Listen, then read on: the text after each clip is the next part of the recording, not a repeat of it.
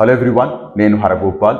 ఈ వీడియోలో 2018లో జరిగిన ఏపీడిఎస్సి నుంచి స్కూల్ అసిస్టెంట్ మ్యాథ్స్ పేపర్లో నంబర్ సిస్టమ్ నుంచి వచ్చిన క్వశ్చన్స్ ఏంటి, వాటికి సంబంధించిన సొల్యూషన్స్ ఏంటి డిస్కస్ చేద్దాం. ఇంతకుముందు వీడియోలో నేను జామెట్రీ ప్రాబ్లమ్స్ అన్ని కలెక్ట్ చేసి ఒకటే చోట డిస్కస్ చేశాను.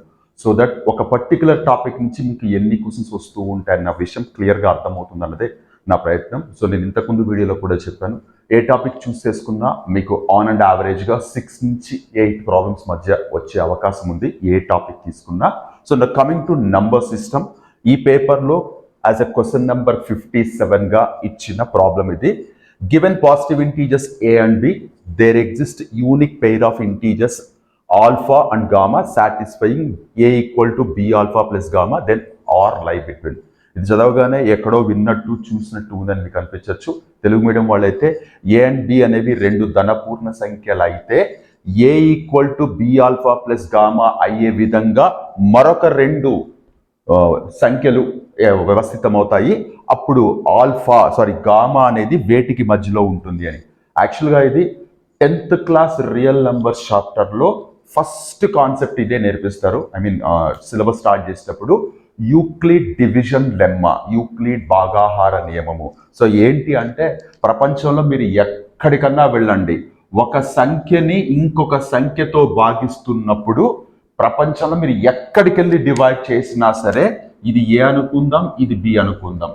సో ఒక ఏ అనే సంఖ్యని ఇంకొక బి అనే ధనపూర్ణ సంఖ్యతో భాగిస్తున్నప్పుడు ఈ రెండు విషయాలు అంటే ఇది అంటే మనం దీన్ని కోషంట్ అంటాం, దీని రిమైండర్ అంటాం, భాగఫలము శేషము అంటాం. ప్రపంచంలో మీరు ఎక్కడికి వెళ్ళినా ఇవి రెండు మారకుండా అవే వస్తాయి. 7 5 35 అవుతుంది.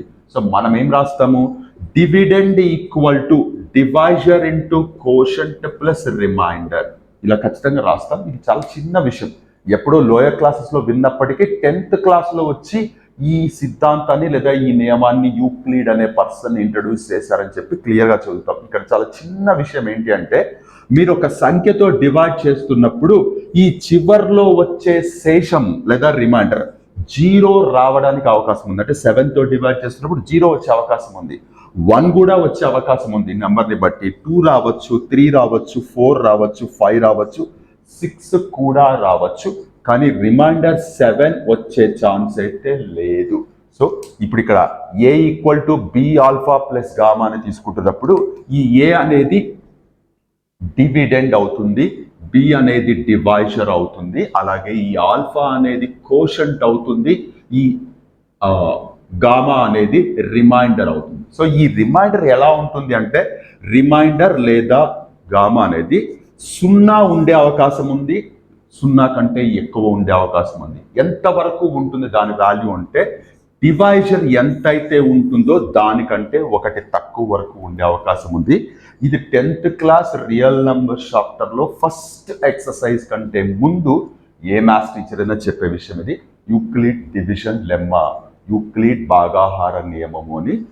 ఈ ప్రాబ్లం ఇలాగే అడగకుండా, ఇప్పుడు నేను సపోజ్ నెంబర్స్ చెప్పాను చూడండి, 37 అనే ఒక నంబర్ని 7తో భాగిస్తున్నప్పుడు వచ్చే పాసిబుల్ రిమైండర్స్ ఎన్ని అని కూడా అడగచ్చు. వచ్చే మ్యాక్సిమం రిమైండర్ ఎంత అని కూడా అడగచ్చు. మ్యాక్సిమం రిమైండర్ 6 అవుతుంది, 7తో డివైడ్ చేస్తున్నాం కాబట్టి. సపోజ్ ఈ 37 అని మెన్షన్ చేయకుండా ఏ అనే ఒక సంఖ్యని 7తో భాగిస్తున్నప్పుడు ఎన్ని రకాల శేషాలు వచ్చే అవకాశం ఉంది. If you divide a with positive integer 7, then how many possible remainders can exist అంటే 7 వస్తాయి. మొత్తం 7 వస్తాయి 0 నుంచి 6 వరకు. What is the maximum remainder that you are going to get? అన్నిటికంటే పెద్ద శేషం ఏంటి అంటే 6 వస్తుంది. సో ఈ ప్రాబ్లం డైరెక్ట్గా టెక్స్ట్ బుక్ నుంచే తీసుకున్నారు.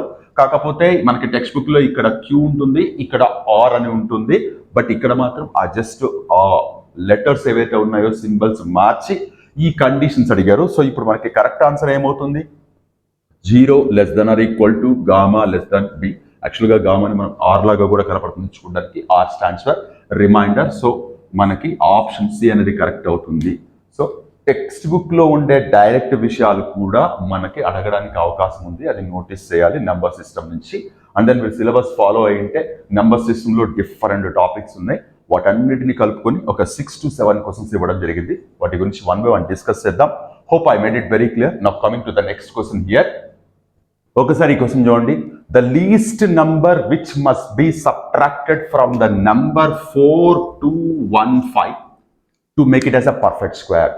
4215 4215 అనే నంబర్ని పర్ఫెక్ట్ స్క్వేర్ చేయాలంటే what is the least number should be subtracted. ఏ కనిష్ట సంఖ్యని తీసివేస్తే వచ్చే రిజల్ట్ పరిపూర్ణ వర్గం అవుతుందని అడిగారు. సో మనకి ఒక నంబర్కి స్క్వేర్ రూట్ లేదా వర్గమూలం కనుక్కోవడానికి మనకి 8th క్లాస్లో స్క్వేర్స్ అండ్ స్క్వేర్స్ అనే చాప్టర్ ఉంది. దాంట్లో మనం డిఫరెంట్ మెథడ్స్ నేర్పిస్తాం పిల్లలకి. రిపీటెడ్ సబ్ట్రాక్షన్ మెథడ్, ఇది చాలా basic level, examination point of view ఎవరు కన్సిడర్ చేయరు. మనకి ప్రైమ్ ఫ్యాక్టరైజేషన్ మెథడ్ అలాగే డివిజన్ మెథడ్ అని నేర్పిస్తాం. ఈ రెండు మెథడ్స్ రిజల్ట్స్ ఒకటే ఇచ్చినప్పటికీ కొన్ని డిఫరెంట్ ప్రాబ్లమ్స్ చేయడానికి పర్టికులర్ మెథడ్ యూజ్ చేయాల్సి ఉంటుంది. ఇప్పుడు ఈ పర్టికులర్ ప్రాబ్లంలో వాట్ మస్ట్ బి సబ్ట్రాక్టెడ్, ఏమి తీసివేయాలి అన్నప్పుడు దీనిని డివిజన్ మెథడ్లో సాల్వ్ చేస్తున్నాను. మనం జనరల్గా ఎలా పెద్ద నెంబర్ ఇచ్చినప్పుడు రైట్ హ్యాండ్ సైడ్ నుంచి ఎవ్రీ 2 digitsకి ఇలా మార్క్ చేసుకుంటాం, ఎవ్రీ 2 digitsకి. సో ఇప్పుడు ఇక్కడ 42 కనపడుతుంది. 42 కంటే చిన్నగా ఉండే పర్ఫెక్ట్ స్క్వేర్ 36 అవుతుంది. 36 మనం 6 6 అని స్టార్ట్ చేయొచ్చు. సో 6 6 36. సో నేను పర్టికులర్గా ఈ మెథడ్ ఎలా వచ్చింది, ఎలా సాల్వ్ చేయొచ్చు అన్నది ఇక్కడ డిస్కస్ చేయట్లేదు. ఇది అందరికీ తెలిసి ఉంటుందన్న సెన్స్లోనే ముందుకెళ్తున్నాను. దీని గురించి నేను మళ్ళీ పర్టికులర్గా టాపిక్ డిస్కస్ చేశాను ఆల్రెడీ, ఒకసారి ఓల్డ్ వీడియోస్ చూడండి. సో ఇప్పుడు ఇక్కడ 6 6 36 ఖచ్చితంగా ఇక్కడ సేమ్ నెంబర్ రావాలి. సో ఇక్కడ కొంతమంది 6 7 42 అయిపోతుంది కదా, తీసుకోవచ్చు కదా అంటారు. మనం పర్ఫెక్ట్ స్క్వేర్ అన్నప్పుడు రెండు సేమ్ నెంబర్సే రావాలి కాబట్టి. సో ఇప్పుడు మీరు సబ్ట్రాక్ట్ చేస్తే ఏమవుతుంది, ఇది 6 అవుతుంది, ఇది కిందికి దించుకుంటే మొత్తం పార్ట్ అంతా కిందికి తెచ్చుకుంటాం. సో ఇప్పుడు ఇక్కడ 6 ఉంటే 6 యాడ్ చేస్తాం. మళ్ళీ ఇక్కడ కొంతమందికి డౌట్ రావచ్చు ఎందుకు 6 యాడ్ చేస్తున్నామని. నేను ఇంతకుముందు వీడియోస్లో డీటెయిల్గా డిస్కస్ చేసినట్టు ఒక్కసారి ఫాలో అవ్వండి. ఇప్పుడు మళ్ళీ టాపిక్ పక్కకి వెళ్ళిపోతుంది. సో ఇప్పుడు ఇక్కడ 12 పెట్టుకున్నాను. మళ్ళీ ఇక్కడ సేమ్ నెంబర్ రావాలి అండ్ ఈ పర్టికులర్ డిజిట్తో ఈ ఎంటైర్ నెంబర్ని మల్టిప్లై చేయాలి. మీరు చూస్తే 124 into 4 అనేది 125 into 5 చేస్తే ఏమవుతుంది, 125 into 5 చేస్తే 625 అవుతుంది. దీనికంటే పెద్ద నెంబర్ వచ్చింది. సో దీన్ని ఇది చేస్తే సో 4 4 16 9 496 వచ్చింది. 496 సబ్ట్రాక్ట్ చేస్తే ఏమొస్తుంది మనకి 119 వస్తుంది. ఈ 119 అనేది ఏమొచ్చింది, ఎక్సెస్ వచ్చింది. అంటే ఇది పూర్తిగా కంప్లీట్ కాలేదు 119. సో ఈ 119 ఏదైతే వచ్చిందో దాన్ని కనుక మీరు సబ్ట్రాక్ట్ చేస్తే 119 సబ్ట్రాక్ట్ చేస్తే 4215 నుంచి 119 సబ్ట్రాక్ట్ చేస్తే ఏమవుతుంది, 4096 వస్తుంది. 4096 అనేది పర్ఫెక్ట్ స్క్వేర్ అవుతుంది.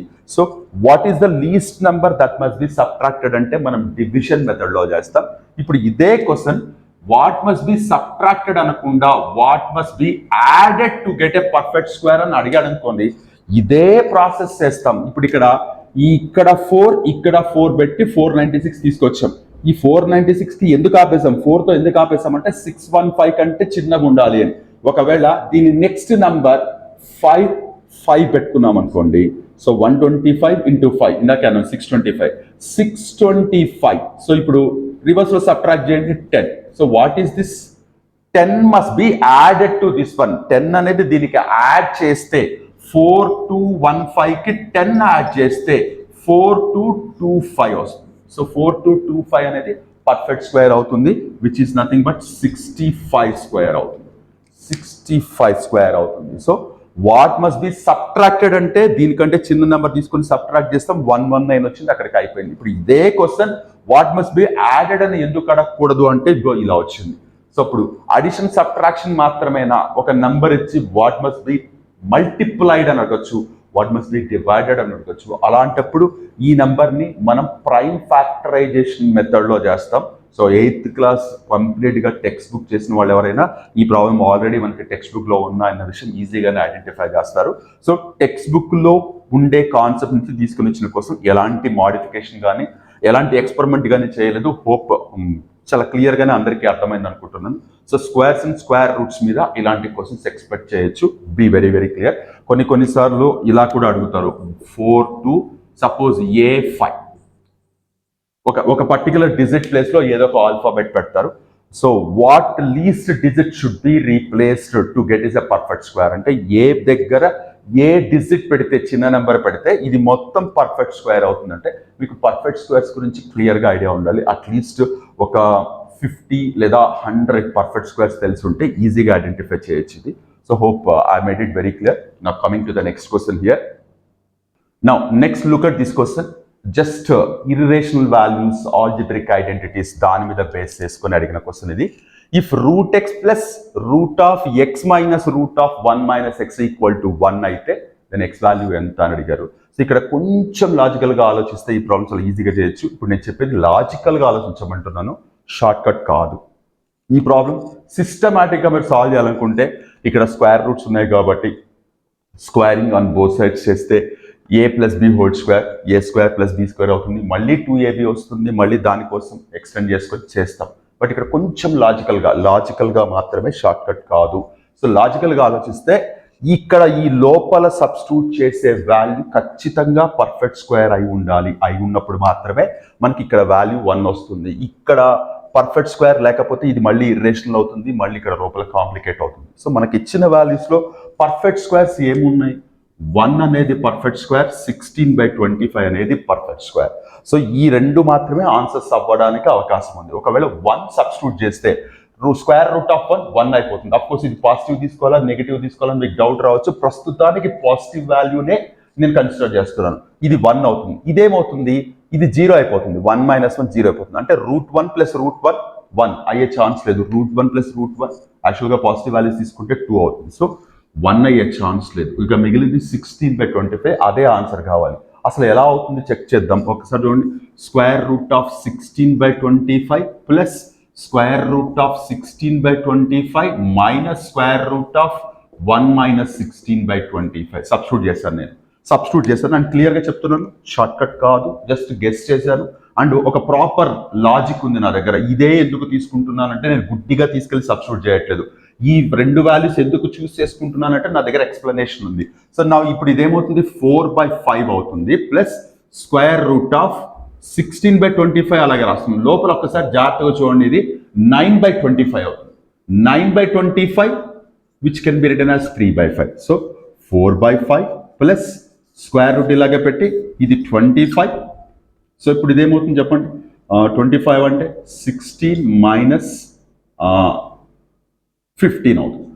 So which is nothing but 4/5 plus 16 minus 15 అంటే 1/25 which is nothing but 1/5 which is nothing but 5/5 which is nothing but 1. So satisfy అయ్యింది. సో కాబట్టి 16/25 అనేది కరెక్ట్ ఆన్సర్ అవుతుంది. ఇలా గెస్ చేయకుండా మామూలుగా కూడా ఈ ప్రాబ్లం చేయొచ్చు, కాకపోతే కొంచెం లిటిల్ మోర్ ఎక్స్ట్రా టైం పట్టచ్చు. నాకు చూడగానే ఈ ఐడియా వచ్చింది. ఈ ఐడియా కూడా ఎందుకు తీసుకుంటున్నాను ఒక ఎక్స్ప్లెనేషన్ నా దగ్గర ఉంది కాబట్టి నేను ఈ వేలో ఆలోచించి మీకు చెప్తున్నాను. సో కొన్నిసార్లు రెగ్యులర్ ప్రొసీజర్ కాకుండా ఇలా కాస్త లాజికల్గా ఆలోచించి కూడా ఆన్సర్స్ చేయొచ్చు అని మీకు నోటీస్ చేయడం కోసమే ఈ ప్రాబ్లం ఇలా చెప్పాను. Hope you understand. So next ప్రాబ్లంలోకి వెళ్దాం. Now look at this question. Logarithms నుంచి. సో ఇది కూడా మనకి 10th క్లాస్లో రియల్ నెంబర్ చాప్టర్లో ఉంటుంది. ఈ లాగరిథమ్స్ నుంచి యాక్చువల్గా క్వశ్చన్ ప్రింట్ చేసినప్పుడు ఇవన్నీ స్ట్రైట్గా ఇలా ఇచ్చారు, మనం ఇలా అర్థం చేసుకోవాలి. సో ఈ పేపర్ మీరు 2018 డిఎస్సి పేపర్ కనుక దగ్గర పెట్టుకుని ఉంటే క్వశ్చన్ నెంబర్ 60 ఇది క్లియర్గా మీరు నోటీస్ చేయొచ్చు. సో ఇప్పుడు ఈ పర్టికులర్ వాల్యూ 0కి ఈక్వల్ అయితే ఎక్స్ వాల్యూ ఎంత అని. ఇప్పుడు కాసేపు నేను ఏం చేస్తున్నానంటే ఈ ఎంటైర్ థింగ్ ఏదైతే ఉందో దీన్ని కాసేపు నేను పి అనుకుంటాను. సో అప్పుడు ఇదేమవుతుంది? log p base 4 equal to 0 అవుతుంది. సో మనకి లాగరిథమ్స్ టర్మ్స్ నుంచి ఎక్స్పోనెన్షియల్ టర్మ్స్కి ఎలా కన్వర్ట్ చేస్తామన్నది బేసిక్ థింగ్ నేర్చుకుంటాం మనం. సో ఇప్పుడు ఇక్కడ ఏం రాయొచ్చు? p ఈక్వల్ టు 4/0 అని రాయొచ్చు. సో ఇప్పుడు ఇది యాక్చువల్గా 0 ఎప్పుడు అవుతుందంటే ఇది 1 అయినప్పుడు అవుతుంది. log 1 base a equal to 0. So ఇక్కడ 1 ఉండాలి కంపల్సరీ. బట్ ఆ 1 ఎక్కడి నుంచి వచ్చిందంటే ఇక్కడ లాగరిథమ్ ఫామ్లో ఉండేదాన్ని ఎక్స్పోనెన్షియల్ ఫామ్లోకి మార్చింది. 4/0 is nothing but 1. So p equal to 1. What is p? ఇక్కడ చేసినంత p. సో ఇప్పుడు ఇక్కడ log 2 మళ్ళీ log base 3 x minus 2009 equal to 1 అని. అంటే ఈ మొత్తం వాల్యూ 1 అయింది కాబట్టి ఇది సపరేట్గా తీసుకున్నాను. ఈ ప్రాబ్లం ఇక్కడికి అయిపోయింది, ఇది సపరేట్గా తీసుకున్నాను. ఇప్పుడు ఇక్కడ కనపడుతున్న ఈ మొత్తం వాల్యూని కాసేపు q అనుకుంటాం. అప్పుడు ఇదేమవుతుంది? log q base 2 equal to 1 log q base 2 equal to 1 అయింది. దీన్ని మళ్ళీ మనం ఎక్స్పోనెన్షియల్ ఫార్ములాకి మారిస్తే q equal to 2 power 1 which is nothing but 2i. So what is q? ఇదిగో ఇక్కడ ఉన్నదంతా 2కి ఈక్వల్ అయింది. So log base 3 x minus 2009 equal to 2. So ఇప్పుడు మళ్ళీ దీన్ని అంటే ఈ లాగరిథం ఫామ్ లో ఉండేదాన్ని ఎక్స్పోనెన్షియల్ ఫామ్ లోకి మారిస్తే x minus 2009 equal to x కాదు 3 పవర్ 2 అయింది. So which is nothing but 9 అయింది. x equal to 9 plus 2009 which is nothing but 2018 అయింది. సో 2018 అనేది మనకి కావాల్సిన ఆన్సర్ అవుతుంది. సో లాగరిథమ్స్ నుంచి రెగ్యులర్ థింగ్స్ ప్రాబ్లమ్స్ చేసేవాళ్ళు ఇలాంటి ప్రాబ్లమ్స్ ఫేస్ చేయడానికి రెడీగా ఉండాలి. టెక్స్ట్ బుక్లో అంటే 10th క్లాస్ టెక్స్ట్ బుక్ చూస్తే కూడా చాలా వండర్ఫుల్ ప్రాబ్లమ్స్ ఉన్నాయి. అవి కూడా 8 మార్క్స్ ప్రాబ్లమ్స్ అయినా 4 మార్క్స్ ప్రాబ్లమ్స్ అయినా తీసుకొచ్చి బిట్స్గా ఇచ్చే అవకాశం ఉంది. సో టెక్స్ట్ బుక్లో ప్రాబ్లమ్స్ కాకుండా ఇలా ఒకటేసారి 2-3 థింగ్స్ కంబైన్ చేసి క్వశ్చన్స్ అడగడానికి డెఫినెట్గా ఛాన్స్ ఉంది. అది మీరు నోటీస్ చేయాలి. ఇక్కడ హోప్ అర్థమైంది అనుకుంటున్నాను. నెక్స్ట్ క్వశ్చన్ చూద్దాం. దిస్ క్వశ్చన్ యాక్చువల్గా ఇది నంబర్ సిస్టమ్ కింద తీసుకునే ప్రాబ్లం కాదు. ఆల్జిబ్రాలోనే మనకి ఆల్జిబ్రిక్ ఐడెంటిటీస్ వస్తాయి. 9th క్లాస్ పాలినామియల్స్ చాప్టర్లో మనకి సెకండ్ చాప్టర్ అయిన ఆ చాప్టర్లో లాస్ట్ ఎక్సర్సైజ్లో మనకి అన్ని ఆల్జిబ్రిక్ ఐడెంటిటీస్ మీద ప్రాబ్లమ్స్ ఉన్నాయి. దాంట్లో మీరు ఇది నోటీస్ చేసి ఉంటారు. If x plus y plus z equal to 0 then x cube plus y cube plus z cube equal to 3xyz అని కండిషనల్ ఐడెంటిటీ అంటే ఈ ఐడెంటిటీ అనేది ఈ కండిషన్ సాటిస్ఫై అయితేనే మనకి వర్క్ చేస్తుంది కాబట్టి కండిషనల్ ఐడెంటిటీ అంటాం. సో ఈ కండిషనల్ ఐడెంటిటీ మీద మనకి 9th క్లాస్ టెక్స్ట్ బుక్లో polynomial chapter which is second చాప్టర్లో చివరి ఎక్సర్సైజ్లో చాలా ప్రాబ్లమ్స్ ఉన్నాయి. ఒక 15 to 16 ప్రాబ్లమ్స్ దాకా ఉన్నాయి. మళ్ళీ సబ్ ప్రాబ్లమ్స్ తీసుకుంటే దగ్గర మీకు ఒక 30 ప్రాబ్లమ్స్ దాకా ఆ ఎక్సర్సైజ్లో ఉన్నాయి. కంప్లీట్ ఆల్జిబ్రిక్ ఐడెంటిటీస్ మీద మంచి కమాండ్ ఇచ్చే ఎక్సర్సైజ్ అది. సో దాంట్లో ఉండే ఈ పర్టికులర్ ఐడెంటిటీ బేస్ చేసుకొని ఇచ్చిన క్వశ్చన్ ఇది. యాక్చువల్గా నంబర్ సిస్టమ్ కింద కన్సిడర్ చేయకూడదు. వచ్చే ఫ్లోలో ఈ ప్రాబ్లం కూడా ఉంది. పైన క్యూబ్స్ ఉన్నాయి కాబట్టి సో రిలేటెడ్ టు నంబర్స్ కూడా కాబట్టి అందుకని ఇక్కడ డిస్కస్ చేస్తున్నాను. మీరు ఇక్కడ జాగ్రత్తగా చూస్తే x plus y plus z equal to 0 అయినప్పుడు x cube plus y cube plus z cube అనేది 3xyz కి ఈక్వల్ అవుతుంది అన్నది ఐడెంటిటీ. మీరు జాగ్రత్తగా చూస్తే దీన్ని x అనుకుందాం, దీన్ని y అనుకుందాం, దీన్ని z అనుకుందాం. సో ఇప్పుడు x plus y plus z ఏమవుతుంది? 58 minus 24 minus 34 58 minus 58 which is nothing but 0 అవుతుంది. అంటే ఇక్కడ మీకు కనపడుతున్న 3 వాల్యూస్ యాడ్ చేస్తే 0 అయిపోయింది. మరి వాళ్ళు పైన క్యూబ్స్ ఇచ్చారు సార్, మధ్యలో మైనస్ ఉంది కదా, మన ఇక్కడ మాత్రం ప్లస్ ఉందని మీకు డౌట్ రావచ్చు. ఇక్కడ వాళ్ళు ఇచ్చిన 58 cube minus 24 cube minus 34 cube ని మీరు కావాలంటే 58 cube plus minus 24 cube plus minus 34 cube అని కూడా రాసుకోవచ్చు. There is no difference here. ఇక్కడ మీరు క్యూబ్ ఆడ్ నెంబర్ కాబట్టి ఇక్కడ మైనస్ కి ఆడ్ నెంబర్ అప్లై చేస్తే మైనస్ అలాగే ఉంటుంది, మైనస్ ఇంటూ ప్లస్ మైనసే అవుతుంది. సో ఇప్పుడు ఇది చూడడానికి ఎట్లా కనబడుతుంది? X cube plus y cube plus z cube లా కనబడుతుంది. అకార్డింగ్ టు ఫార్ములా ఇవి 3 యాడ్ చేస్తే 0 అయింది కాబట్టి some of cubes of these 3 numbers 3 into 58 into minus 24 into minus 34 అవుతుంది. సో మీరు చూస్తే మనకి ఇచ్చిన ఆన్సర్స్లో 141984 149184 ఇలా 2 నెంబర్స్ కన్ఫ్యూజ్గా కనబడతా ఉన్నాయి. మళ్ళీ దానికే మైనస్లు పెట్టించారు. సో ఫస్ట్ ఆఫ్ ఆల్ మీరు అబ్జర్వ్ చేస్తే ఇది 3 ఇక్కడ positive number negative number negative into negative లేదా మైనస్ ఇంటూ మైనస్ ఇది పాజిటివ్ అయిపోతుంది. పాజిటివ్ ఖచ్చితంగా పాజిటివ్ అవుతుంది కాబట్టి ఈ రెండిట్లో ఆన్సర్ ఉండే అవకాశమే లేదు. ఇక ఈ రెండిట్లో ఆన్సర్ తెలియాలంటే ఇక్కడ వేరే షార్ట్ కట్ ఏమీ లేదు. ఖచ్చితంగా మీరు మల్టిప్లై చేసి రావాల్సిందే. ఇఫ్ ఐఎమ్ నాట్ రాంగ్ ఇది ఆన్సర్ అవుతుంది అనుకుంటా. సంథింగ్ ఏదో క్యాలిక్యులేషన్ చేస్తాను, మీరు చూడండి. సో ఇవన్నీ మల్టిప్లై చేస్తే పాజిటివ్ వాల్యూ వస్తుంది, అంటే చేస్తే వాల్యూ రావాల్సిందే. ఇక్కడ చివర్లో 4 ఉంది, అన్నిటికీ ఉంది కాబట్టి ఇక్కడ గెస్ చేయలేం. కొంతమంది ఒకవేళ ఇక్కడ వేరే నెంబర్స్ ఏమైనా ఉండి ఉంటే అది కూడా గెస్ చేసే అవకాశం ఉంటుంది. బట్ ఇక్కడ మాత్రం ఖచ్చితంగా మల్టిప్లై చేయాల్సిందే. ప్రాబబ్లీ ఆన్సర్ సి అవుతుంది. సో ఆల్జిబ్రిక్ ఐడెంటిటీస్ మీద కూడా ఇలాంటి క్వశ్చన్స్ అడుగుతారు. అఫ్ కోర్స్ ఇది ఆల్జిబ్రాకి సంబంధించిన క్వశ్చన్, ఇక్కడ డిస్కస్ చేయకూడదు. క్యూబ్స్ అన్నవి మనకు తెలిసినవే కాబట్టి నెంబర్స్ కింద వస్తాయి కాబట్టి సడన్గా పికప్ చేసుకోవడం జరిగింది. Hope I made it very clear. So now coming to the next question here. ఒక్కసారి చూడండి. సెట్స్ టాపిక్ నుంచి, సెట్స్ టాపిక్ కూడా మనకి నెంబర్ సిస్టమ్ కిందనే సిలబస్లో మెన్షన్ చేశారు కాబట్టి ఈ ప్రాబ్లం పికప్ చేసుకున్నాను. ఈ సెట్స్ టాపిక్లో వాళ్ళు ఒక సెట్కి సెట్ బిల్డర్ ఫామ్, సమితి నిర్మాణ రూపంలో ఒక డెఫినేషన్ ఇచ్చినారు. ఆ సెట్కి ఉండే ఉపసమితుల సంఖ్య, సబ్సెట్స్ అడిగారు. సో ఇక్కడ ఫస్ట్ ఆఫ్ ఆల్ ఆ సెట్ రాసే ముందు మీరు అర్థం చేసుకోవాల్సింది ఏంటంటే, సపోజ్ ఏదైనా ఒక సెట్ ఇలా ఉందనుకోండి, మనకి దీనికి ఉండే నంబర్ ఆఫ్ సబ్సెట్స్ ఆఫ్ ఏ లేదా నంబర్ ఆఫ్ సబ్సెట్స్ ఆఫ్ ఏ ఏమవుతుంది, 2 పవర్ n ఆఫ్ ఏ అవుతుంది. What is n of A?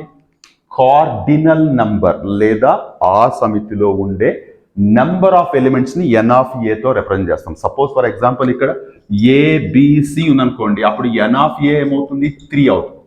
n of ఏ 3 అవుతుంది, 3 ఎలిమెంట్స్ ఉన్నాయి కాబట్టి. సో నంబర్ ఆఫ్ సబ్సెట్స్ ఏమవుతుంది, 2 power 3 which is nothing but 8 అవుతుంది. సో ఒకవేళ ఇక్కడ 10 ఎలిమెంట్స్ ఉంటే 2 పవర్ 10 1024 సబ్సెట్స్ అవుతాయి. సో నంబర్ ఆఫ్ సబ్సెట్స్ కి ఇది standard formula, number of subsets of any set equal to 2 power cardinal number of that set. 2 power పైన number of elements ఎన్ని ఉంటే అన్ని రాస్తాం, క్యాలిక్యులేట్ చేస్తే ఇది. కొంతమంది 2 పవర్ 3 అన్నప్పుడు పొరపాటున 2 3 6 రాసేస్తారు, పిల్లలు ఎక్కువగా చేస్తూ ఉంటారు. నా coming to this particular situation, ఇక్కడ సెట్ ఫస్ట్ ఆఫ్ ఆల్ రాసుకున్నాం. X is a natural number, లై బిట్వీన్ 2 and 7, లై బిట్వీన్ 2 and 7 అంటే 2 కానీ 7 కానీ మనం ఇక్కడ కన్సిడర్ చేయం. సో 3 4 5 6 అనేది ఆ పర్టికులర్ సెట్ బిల్డర్ ఫామ్ ఏదైతే ఇచ్చారో దానికి సాటిస్ఫై అవుతూ మనం రాయగలిగిన రోస్టర్ ఫామ్ లో ఉండే సెట్. మీరు ఇప్పుడు చూస్తే ఏ అనేది 3 4 5 6 వచ్చింది, మరి n ఆఫ్ ఏ ఎంత అవుతుంది, 4 అవుతుంది. మరి అలాంటప్పుడు నంబర్ ఆఫ్ సబ్సెట్స్ ఎంత అవుతుంది, number of subsets equals 2 power 4 అవుతుంది, విచ్ ఈస్ నథింగ్ బట్ 16 అవుతుంది. సో ఈ పర్టికులర్ సెట్ కి 16 సబ్సెట్స్ ఉంటాయి. సో కొన్నిసార్లు దీని రివర్స్ లో ఒక సెట్ కి 32 సబ్సెట్స్ ఉంటే ఆ సెట్ యొక్క కార్డినల్ నంబర్ ఎంత అంటే, సబ్సెట్స్ వాళ్ళే మెన్షన్ చేస్తున్నారు, ఆ సెట్ లో ఎన్ని మూలకాలు ఉంటాయి అంటున్నారు. సో 32 అని ఇచ్చారు, 32ని మనం 2 పవర్ n ఫామ్ లో రాయగలిగితే 2 పవర్ 5 అవుతుంది. ఈ 5 అనేది ఏమవుతుంది, n ఆఫ్ ఏ అవుతుంది. సో n ఆఫ్ ఏ 5 అంటే అర్థం ఏంటి, ఆ సెట్ లో 5 ఎలిమెంట్స్ ఉన్నాయని అర్థం. సో ఇలా ఒక క్వశ్చన్ మనం చూస్తున్నప్పుడు ఈ క్వశ్చన్ ఇలాగే అడుగుతారా, ఇంకేదైనా మార్చి అడుగుతారా అన్నది కూడా మీరు ప్రతి క్షణం ప్రతి ప్రాబ్లం దగ్గర ఆలోచిస్తూ ఉండాలి. అప్పుడే మనకి కరెక్ట్ అనాలిసిస్ జరుగుతుంది, ప్రిపరేషన్ అనేది ప్రాపర్గా జరుగుతున్నట్టు. అంటే కేవలం ఒక క్వశ్చన్ చేసి ఆన్సర్ రాగానే పక్కకు పడేసి వేరే క్వశ్చన్కి వెళ్ళడం కంటే ముందు ఒక 10 to 20 seconds ఆగి ఆలోచిస్తే మీకు డిఫరెంట్ ఐడియాస్ వస్తాయి. సో ఏదైనా ఒక ప్రాబ్లం చేస్తున్నప్పుడు ఫర్దర్ ఫర్ ఎగ్జాంపుల్ వేరే పేపర్లో ఏదైనా ఈ క్వశ్చన్ వచ్చిందనుకోండి, ఒక సమితికి 32 ఉపసమితులు ఉంటే దాంట్లో ఉండే కార్డినల్ నంబర్ అని వచ్చిందనుకోండి. సో ఇది మీరు ముందే ఆలోచించుంటే ఎస్ పలానా ప్రాబ్లం చేస్తున్నప్పుడు ఈ వే ఆఫ్ క్వశ్చన్ నేను ఆల్రెడీ ఆలోచించాను అన్న కాన్ఫిడెన్స్ దీన్ని చాలా కాన్ఫిడెంట్గా ఫేస్ చేసేలాగా చేస్తుంది. అలా కాకుండా అబ్బో ఇదేంటి ఇలా ఇచ్చారు క్వశ్చన్స్, మనకి ఇలాంటి క్వశ్చన్స్ తెలుసు, ఇది ఎప్పుడు చేయలేదు అనేది మీరు ఈజీగా ఫంక్ అయిపోతారు ఇలా ఆలోచించకపోతే. సో హోప్ అర్థమైంది అనుకుంటున్నాను. అండ్ ఇంకొక క్వశ్చన్ చూద్దాం ఇక్కడ. Now look at this question, the number of integers lie between the squares of 63 and 64. అంటే 63కి 64కి రెండిటికి స్క్వేర్స్ వేస్తే ఈ వాల్యూ క్యాలిక్యులేట్ చేసిన తర్వాత ఆ వచ్చే పర్టికులర్ వాల్యూస్ కి మధ్యలో ఉండే ఇంటీజర్స్ ఎన్ని ఉంటాయని అడుగుతున్నారు. చాలా మంది దీని వాల్యూస్ క్యాలిక్యులేట్ చేసి తర్వాత ముందుకు వెళ్తూ ఉంటారు, బట్ అదేమీ అవసరం లేదు. మనకి ఒక చిన్న లాజిక్ చూడండి.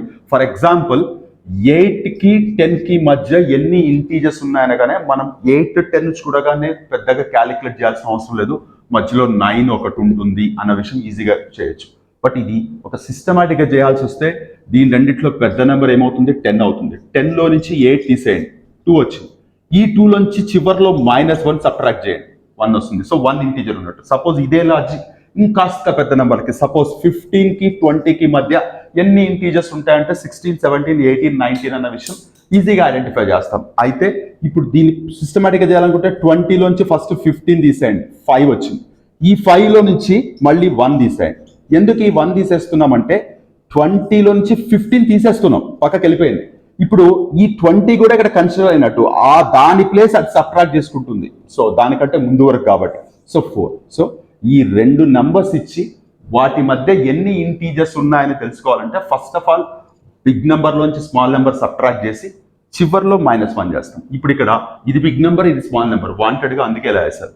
ఈ రెండు సబ్ట్రాక్ట్ చేయాలి అంటే మీరేమి ఈ వాల్యూ క్యాలిక్యులేట్ చేసి అంటే 64 × 64 చేసి మళ్ళీ ఆ వాల్యూ క్యాలిక్యులేట్ చేసిన తర్వాత 63 × 63 చేసి సబ్ట్రాక్ట్ చేసి అలా చేయాల్సిన అవసరం లేదు. ఇది చూడగానే a² - b² ఫార్ములా కనపడుతుంది. సో దీన్ని మనం 64 + 63 × 64 - 63 లాగా రాసుకోవచ్చు. a + b × a - b. ఇది వచ్చేసి 127 అవుతుంది, ఇది వచ్చేసి 1 అవుతుంది. మల్టిప్లై చేయాల్సిన అవసరమే లేదు. So 127 × 1 which is nothing but 127. అంటే ఈ రెండు సబ్ట్రాక్ట్ చేస్తే 127 వచ్చింది. చివర్లో -1 చేస్తాం, ఎందుకంటే 64 స్క్వేర్లో నుంచి 63 స్క్వేర్ నెంబర్ తీసేసాం. ఇప్పుడు ఈ చివరి నెంబర్ కూడా దాని ప్లేస్ సబ్ట్రాక్ట్ చేసుకోవాలి కాబట్టి ఆన్సర్ 126 అవుతుంది, విచ్ ఈస్ నథింగ్ బట్ ఇది ఆన్సర్ అవుతుంది. సో ఇది యాక్చువల్గా ఆల్జిబ్రా కింద తీసుకోవాలా, నంబర్ సిస్టమ్ కింద తీసుకోవాలా అన్నది మన ఇష్టం. అది స్క్వేర్స్ ఉన్నాయి కాబట్టి నేను నంబర్ సిస్టమ్ కింద కన్సిడర్ చేశాను. a² - b² ఫార్ములా అప్లై చేస్తున్నాం కాబట్టి ఇది ఆల్జిబ్రా కింద తీసుకోవాలని మీరు అనొచ్చు. సో నేనేమంటానంటే డిఫరెంట్ కాన్సెప్ట్స్ని కనెక్ట్ చేసుకుంటూ ప్రాబ్లమ్స్ క్రియేట్ చేయడం అనేది చాలా క్వైట్ న్యాచురల్ కాంపిటేటివ్ ఎగ్జామ్స్లో. సో ఎలా కన్సిడర్ చేసినా నో ప్రాబ్లం అట్ ఆల్. ఓవరాల్గా ఆన్సర్ 126. ఈ ప్రాబ్లం ఇలా పక్కన నెంబర్లు చూడండి, ఇక్కడ ఈ రెండు సబ్ట్రాక్ట్ చేస్తే ఇక్కడ 1 వచ్చింది. కొన్నిసార్లు వాళ్ళు ఇది 65 అని ఇస్తారు. 65 అని ఇస్తే అప్పుడు ఇదేమవుతుంది 65 + 63 65 - 63. సో ఇది వచ్చేసి 128 అవుతుంది, ఇది వచ్చేసి 2 అవుతుంది. ఓవరాల్గా ఇది అవుతుంది 256 అవుతుంది. లాస్ట్లో -1 చేస్తే 255. సో ఇది కాన్జిక్యూటివ్ నెంబర్సే ఇవ్వాలని రూల్ ఏం లేదు, ఎలాగైనా ఇవ్వచ్చు. ఎలా ఇచ్చినా సరే నంబర్ ఆఫ్ ఇంటీజర్స్ అనగానే కాస్త బేసిక్ అండర్స్టాండింగ్ ఉంటే చాలు. ఇదేం పెద్ద లాజికల్గా ఆలోచించాల్సిన గొప్ప ప్రాబ్లం ఏం కాదు. బట్ చాలామంది ఈ ఐడియా రాక ఇది స్క్వేర్స్ క్యాలిక్యులేట్ చేస్తారు, which is unnecessary of time wastage. So కాబట్టి అది నోటీస్ చేయండి. సో ఈ పేపర్లో కూడా if I'm not wrong 7 problems మీకు నంబర్ సిస్టమ్ నుంచి ఇవ్వడం జరిగింది. ఒక ప్రాబ్లం ఆల్జిబ్రా కింద తీసుకొచ్చి చెప్పాను కాబట్టి 6 ప్రాబ్లమ్స్. నేను పదే చెప్తున్నాను, ఇంతకుముందు వీడియోలో కూడా చెప్పాను. ఏ టాపిక్ మీరు పికప్ చేసుకున్న ఎంటైర్ టాపిక్ అంటే లోపల ఉండే సబ్ టాపిక్స్ కాకుండా arithmetic, number system, algebra, geometry, trigonometry ఇట్లా ఏ తీసుకున్నా 6 to 8 ప్రాబ్లమ్స్ అనేవి మీకు ఖచ్చితంగా నోటీస్ చేస్తారు. ఏ పేపర్ తీసుకొని మీరు అబ్జర్వ్ చేస్తారు. దీనివల్ల మీకు ఏమవుతుందంటే ఒక టాపిక్ చదువుతున్నప్పుడు దీనికి ఒక 6 మార్క్స్ నుంచి 8 మార్క్స్ వరకు ఉన్న క్లారిటీ మీకుంటే ఆటోమేటిక్గా సీరియస్నెస్ వస్తుంది. సో ఈ టాపిక్ చదవడం వల్ల నాకు 6 to 8 క్వశ్చన్స్ ఫేస్ చేసే అవకాశం ఉంటుంది, సాల్వ్ చేయొచ్చు అన్న క్లారిటీ మీకు ఉంటుంది. So my dear friends, 2018 DSC school assistant maths paper నుంచి నంబర్ సిస్టమ్ మీద అడిగిన క్వశ్చన్స్ ఇవి. సో నేను ఇలా చెప్పడానికి కారణం ఇంతకుముందు వీడియోలో కూడా చెప్పాను. ఒక్కొక్క పర్టికులర్ టాపిక్ నుంచి ఎలాంటి క్వశ్చన్స్ వస్తున్నాయి, ఎన్ని క్వశ్చన్స్ వస్తున్నాయి, మనం ఎలా సాల్వ్ చేస్తామన్న క్లారిటీ మీకు ఉంటుంది. Hope I made it very clear with all these 7 problems in this particular video. మనం నెక్స్ట్ వీడియోలో మరొక టాపిక్తో మళ్ళీ కలుద్దాం. అంతవరకు take care and keep on preparing. Me Haragopal.